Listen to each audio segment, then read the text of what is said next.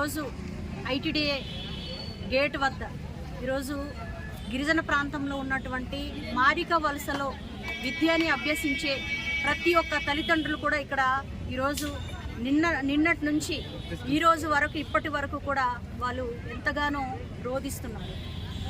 నిజంగా ఇది చాలా బాధాకరమైనటువంటి విషయం. మినిమం పేరెంట్స్కి ఇంటిమేషన్ లేకుండా మీరు తరలించడానికని నేను ఈరోజు అడుగుతా ఉన్నాను. మీకు ఏం అధికారం ఉంది? ట్రైబల్ వెల్ఫేర్ డిపార్ట్మెంట్ ఎవరిని ఉద్ధరించడానికి ఆ రోజు ఏర్పాటు చేశారు? ఐటీడీఏలు ఎందుకున్నాయి? ఈ గిరిజనుల కోసమే కదా. మరి అటువంటి ఏదైతే గిరిజన గురుకుల పాఠశాలలు ఆ రోజు రాష్ట్ర వ్యాప్తంగా కూడా ఎక్కడెక్కడైతే ఆదివాసులు ఉన్నారో, ఎక్కడైతే గిరిజన ప్రాంతానికి సంబంధించిన పిల్లలు ఉన్నారో వాళ్ళందరికీ కూడా మెరుగైన ఇంగ్లీష్ మీడియం స్కూల్ని ఏర్పాటు చేసి రాష్ట్ర వ్యాప్తంగా కూడా ఏర్పాటు చేయడం జరిగింది 2004లో. దాని తర్వాత మరి గిరిజన ప్రాంతంలో మంచిగా విద్యను కొనసాగిస్తూ మెరిట్ స్టూడెంట్స్ ఎవరైతే ఉంటారో 100కి 85, 90, 99 మార్కులు వచ్చిన పిల్లలే అక్కడ ఈ రోజున సీట్లు కొట్టే పరిస్థితి, సీట్లు ఇచ్చే పరిస్థితి. మారిక వలసలో ఉన్నటువంటి ఏదైతే బాయ్స్ కానివ్వండి, గర్ల్స్ కానివ్వండి, ఇదేదో కొత్తగా ఈరోజు ఏర్పాటు చేసింది కాదు. గత 20 సంవత్సరాల నుంచి కూడా ఈ స్కూల్లో మా జూనియర్స్ ఉన్నారు చాలామంది, అలాగే మా ఇంటి బిడ్డలు ఉన్నారు. అదేవిధంగా మా ప్రాంతం నుంచి ఇంతమంది పిల్లలు ఈ రోజున అక్కడ చదువుకొని ఎన్ఐటీలు, ఐఐటీలు కొట్టినటువంటి పరిస్థితి మా ఇంట్లో ఉన్నారు. మరి అటువంటి స్కూల్ని ఈరోజు అప్పనంగా ఎవరి సలహా లేకుండా గవర్నమెంట్కి ఏది తోస్తే అది ఈరోజు చేయడం అనేది నిజంగా చాలా బాధాకరం. ఈ విషయం తెలిసిన వెంటనే నేను కలెక్టర్ గారితో, అదేవిధంగా పీఓ గారితో, డీడీ గారితో కూడా నేను ఫోన్లో మాట్లాడడం జరిగింది. ఆ రోజు మాట్లాడినప్పుడు వాళ్ళు కూడా అమ్మ ఇది కరెక్ట్ కాదు, మేము ఖచ్చితంగా గవర్నమెంట్కి మేము రాస్తాము, పిల్లల్ని అక్కడే యథావిధిగా ఉంచి ఏదైతే మనకి అక్కడ కోచింగ్ సెంటర్లు ఏర్పాటు చేయడం అనేది మంచి ఉద్దేశం, అది కూడా మంచి పరిణామం. కాకపోతే ఈ పిల్లల్ని తరలించేసి అప్పనంగా ఎక్కడెక్కడో పంపించేసి అక్కడ కోచింగ్ సెంటర్ పెట్టడానికి లేదు అని కూడా మేము ఈ రోజున తెలియజేస్తున్నాం. వాళ్ళు కూడా అదే మెన్షన్ చేసి కూడా గవర్నమెంట్కి రాశారు. రాసిన తర్వాత కూడా వీళ్ళు ఏదైతే ఐటీడీఏ పీఓ కానీ, కలెక్టర్ గారు కానీ, డీడీ గారు రాసింది మరి అక్కడ ఉన్నటువంటి ఏదైతే ట్రైబల్ వెల్ఫేర్ డైరెక్టర్ కానీ, ప్రిన్సిపల్ సెక్రటరీ కానీ ఎవ్వరు కూడా దాన్ని పరిగణనలోకి తీసుకోలేదు.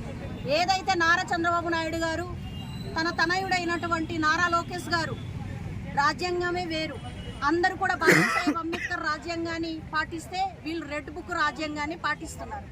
అందుకనే ఇటువంటి పనికి మాలినటువంటి ఆలోచన. అంతేగాని ఎప్పుడో 2004లో ఒక గురుకులాలు అనేది ఏర్పాటు చేయాలి, ఇంగ్లీష్ మీడియం చదువులు పేదవాడికి చేరువ చేయాలని ఆనాడు దివంగత నేత రాజశేఖర రెడ్డి గారు పెట్టినటువంటి ఈ గురుకులాస్ ఏదైతే ఉన్నాయో ఈరోజు దీన్ని నిర్వీర్యం చేసి ఈరోజు మీరు నాటకాలు ఆడుతూ ఉన్నారా? ఇది ఎంతవరకు న్యాయం అండి? ఈరోజు మేము చెప్తా ఉన్నాం, విద్యని ఎన్నో మార్పులు తీసుకొచ్చి నాడు నేడు అనే కార్యక్రమం ద్వారా అద్భుతమైనటువంటి అడిషనల్ క్లాస్ రూమ్స్ నిర్మాణం చేయడం జరిగింది, ఇంగ్లీష్ మీడియం ప్రవేశపెట్టడం జరిగింది, సిబిఎస్ఈ సిలబస్ ఇంట్రడ్యూస్ చేయడం జరిగింది మా గవర్నమెంట్లో జగన్మోహన్ రెడ్డి గారి నాయకత్వంలో. ఈరోజు చంద్రబాబు నాయుడు గారు చూస్తే తల్లికి వందనం, అమ్మ ఒడి అని మేమంటే మాది కాపీ కొట్టి తల్లికి వందనం అంటాడు. ఆ క్రెడిట్ అంతా కొడుకుని ఒక ఆలోచన విద్యాశాఖ మంత్రి గారికి గొప్ప ఆలోచన వచ్చి తల్లికి వందనం కార్యక్రమం పెట్టడం చెప్పేసి అని ఎంతసేపు మీ కొడుకుని పొగుడుకోవడం కాదు. ఇలాంటి చెత్త నిర్ణయాలతోని దయచేసి విద్యార్థులు కడుపు కొట్టకండి. మీకు అంతగా గిరిజనులు ఉద్ధరించాలన్నా, గిరిజనులకు ఏదైనా మేలు చేయాలంటే సొంతంగా మీరు ఒక నిర్మాణం చేసి సెంటర్ ఫర్ ఎక్సలెన్స్ పెట్టి ఇక్కడ ఉన్నటువంటి విద్యార్థులకి ఐఐటీలో కానీ, నీట్లో కానీ, ఎన్ఐటీలో కానీ కోచింగ్స్ ఇచ్చి వాళ్ళని ప్రోత్సహించండి. అంతేగాని ఎగ్జిస్టింగ్ ఉన్నటువంటి బిల్డింగ్స్లో ఉన్న పలంగా కనీసం పేరెంట్స్కి ఎలాంటి ఇంటిమేషన్ లేకుండా, ఒక పేరెంట్స్ మీటింగ్ అనేది లేకుండా, ఒక తీర్మానం లేకుండా, ఎవరికి కూడా ఆమోదంగా లేనిది ఈరోజు మీ సొంత నిర్ణయాల కోసం కొన్ని రోజుల్లోనే, ఒక వారం రోజుల్లో ముఖ్యమంత్రి గారు వచ్చి ఆ బిల్డింగ్ ఓపెన్ చేస్తారట. ఉన్న పలంగా పిల్లలందరినీ కూడా ఖాళీ చేయించేసి దానికి ఒక కొత్త రంగులు వేయించేసి ఒక పేరు బోర్డు పెట్టారు, సెంటర్ ఫర్ ఎక్సలెన్స్ అని. అది ఓపెన్ చేయడం కోసం ఇన్ని ఏర్పాట్లు ఈరోజు అధికారుల దగ్గరుండి చేస్తూ ఉన్నారు. దీని అన్ని రకాలుగా కూడా ఏదైతే తల్లిదండ్రులు కలెక్టర్ గారి దగ్గరికి వెళ్ళి అమ్మ మీరు గవర్నమెంట్కి రాయండి, మా బాధను తెలియజేయండి అని ఎన్నిసార్లు ఇక్కడ ఉన్నటువంటి కూటమి నాయకులకి మొత్తుకున్నా, కలెక్టర్కి మొత్తుకున్నా కూడా ముందు ఇలాంటి జరిగే పని కాదు, అక్కడే విద్యా సంస్థ అనేది కొనసాగుతుంది అనేది మభ్యపెట్టి లేనిపోని మాటలని చెప్పి ఈ రోజు మంచి చేతులు దులుపుకునే ప్రయత్నం చేస్తూ ఉన్నారు. కాబట్టి ఈ వెంటనే ఈ నిర్ణయాన్ని వెనక్కి తీసుకోండి. పిల్లల చదువులు, ఎందుకంటే ఈరోజు 9th and 10th పిల్లలు మాత్రం ఈరోజు అందరూ కూడా ఇక్కడ ఉన్నారు. వీరంతా కూడా పబ్లిక్ ఎగ్జామ్స్ ఈ సంవత్సరం వాళ్ళు రాస్తారు.